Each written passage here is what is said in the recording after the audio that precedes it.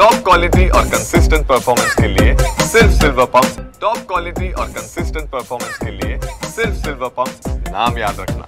अविनाश अभ्यंकर आणि बाळा नांदगावकर या ठिकाणी आलेले असल्याचं पाहायला मिळतात। मनसे नेते सध्या मेळाव्याला या ठिकाणी येताना पाहायला मिळतात। आपण अविनाश अभ्यंकर यांच्याशी या आजच्या मेळाव्याच्या संदर्भात बातचीत करणार आहोत, कारण की आज दोन्ही ठाकरे बंधू एकाच मंचावरती येणार आहेत आणि ही सगळ्यात महत्त्वाची गोष्ट आहे।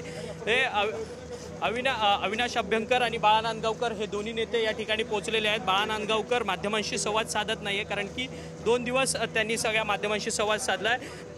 केडिया सारखे हे सगळे ही माणसं नतदर्शी लोकांमध्ये आजच्या ऐतिहासिक दिवशी बोलू नका, त्यांना जी काही उत्तर द्यायची ते आपण भविष्यात देऊ।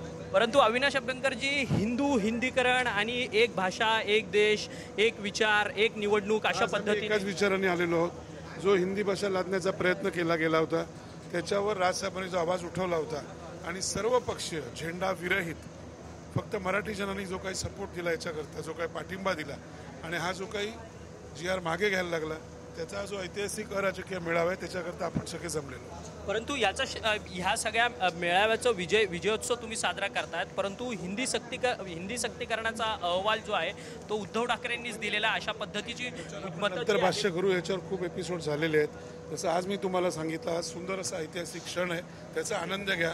ही अशी जी इतर लोक असतात त्यांच्याबद्दल आता बोलायचं नाही। परंतु ऐतिहासिक क्षण आहे अभ्यंकरजी, परंतु 2 ठाकरे बंधू आज एका विचारांसाठी एकत्रित येतात आहेत, परंतु पुढच्या संपूर्ण राजकीय दृष्ट्या एकत्रित येतील काय याची उत्सुकता लागली। थोडी थांबा ना, थोडी कळ सोसा। मी परत तुम्हाला सांगतोय, लगेच आजच्यावरनं लगेच पुढच्या वर्तमानवरनं भविष्याचा विचार आता करू नका। जसं राजसाहेबांनी सांगितलेलं आहे की अजेंडा विरहित, पक्ष विरहित हे आजचं जे काही आता हा जो विजय मिळावा आहे, हा त्या हिंदी GR वरती जो सक्तीचा GR होता तो मागे घेण्यात आला, त्याबद्दलचा हा आजचा विजय मिळावा आहे। परंतु दोन्ही ठाकरे बंधू राजकीय दृष्ट्या जरी एकत्रित पाहिलं तर अविनाश अभ्यंकर होते। अविनाश अभ्यंकर म्हणतात आजचा दिवस ऐतिहासिक आहे आणि दोन्ही ठाकरे बंधू एकत्रित येतात। या सगळ्या दिवसाचा आनंद जो आहे तो प्रत्येकाने साजरा केला पाहिजे, असं मत जे आहे ते मनसे नेते अविनाश अभ्यंकर यांनी आपल्याशी बोलताना व्यक्त केलेलं आहे।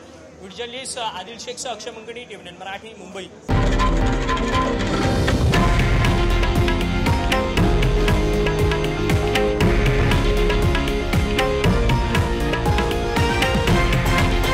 हे आहे देशातील नंबर 1 न्यूज नेटवर्क आणि आपण पाहत आहात TV9 मराठी, एकमेव।